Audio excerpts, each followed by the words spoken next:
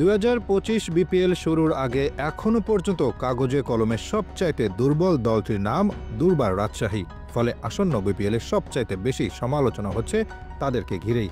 প্রথমবারের মতো বাংলাদেশ প্রিমিয়ার লিগে নাম ওঠানো দলটি নিলাম থেকে তেমন কোনো তারকা ক্রিকেটারদের দলে না ভেড়ানোর কারণে তাদের নিয়ে রীতিমতো ব্যঙ্গ করছিল দেশের ক্রিকেট প্রেমীরা। তবে এবার সমালোচনার জবাবে একের পর এক নতুন নতুন চমক দিতে চলেছে ফ্র্যাঞ্চাইজিটি। ড্রাফট থেকে মাত্র দুজন বিদেশি খেলোয়াড় স্কোয়াডে নিলেও টুর্নামেন্ট শুরুর আগেই বেশ বড়সড় সারপ্রাইজ নিয়ে আসছে উত্তরবঙ্গের প্রতিনিধি দলটি। নতুন চমক হিসেবে আসতে পারেন টি-20 ক্রিকেটের দুই নামিদামি ক্রিকেটার। বিপিএলের রাজশাহী বিভাগ থেকে সবশেষ 2019-20 মৌসুমে অংশ নিয়েছিল রাজশাহী রয়্যালস। সেবার আন্দ্রে রাসেলের হাত ধরে প্রথমবারের মতো চ্যাম্পিয়ন হওয়ার স্বাদ পেয়েছিল উত্তরবঙ্গের ক্রিকেট ভক্তরা। এরপর 5 বছর কোনো দল অংশগ্রহণ না করলেও এবার দুর্বার রাজশাহী নামে নতুন ফ্র্যাঞ্চাইজি আত্মপ্রকাশ করেছে। ফ্র্যাঞ্চাইজিটি ড্রাফট থেকে আকবর আলী আর জিসান আলমদের মতো তরুণদের স্কোয়াডে ভেড়ালেও বিদেশিদের দিক থেকে ছিল পুরোপুরি উদাসীন। ড্রাফট থেকে মাত্র দুজন বিদেশি খেলোয়াড় দলে ভিড়িয়েছিল তারা। মূলত এজন্য রাজশাহীর ভক্তরা কিছুটা হতাশ হয়েছিল। কিন্তু অবশেষে টনক নড়েছে রাজশাহীর টিম ম্যানেজমেন্টের। এরই মধ্যে জানা গেছে কয়েকজন বৈশ্বিক হিটারের সঙ্গে কথা চালাচ্ছে দলটির মালিকপক্ষ।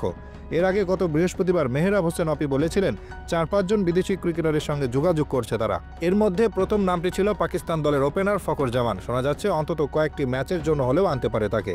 এবার ফকর বাদেও আরও দুজনের সাথে কথা চালিয়েছে দুর্বার রাজশাহী। সেই তালিকার প্রথম নামটি হল নিউজিল্যান্ডের মারকুটে ব্যাটসম্যান মার্টিন গাপটিল। কিউই এই ব্যাটার জাতীয় দলের হয়ে খেলছেন না বহুদিন ধরেই, তবে ফ্র্যাঞ্চাইজি ক্রিকেটে এখনও বেশ চাহিদা আছে তার।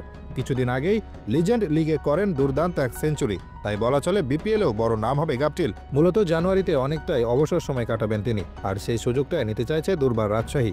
এর আগে ফ্র্যাঞ্চাইজিটির কর্তৃপক্ষের তরফ থেকে জানানো হয়েছিল নিলামের পর পুরো সিজনের জন্য বিদেশি ক্রিকেটার নেওয়ার ইচ্ছে থাকায় তারা ড্রাফট থেকে মাত্র দুজন ফরেন ক্রিকেটারকে সাইন করায়। তাই এখন গাপটিলের মতো ক্রিকেটারদের দিকে নজর দিয়েছে, যিনি কিনা বিপিএলের প্লেয়ার ড্রাফটেও নাম রেজিস্টার করেছিলেন।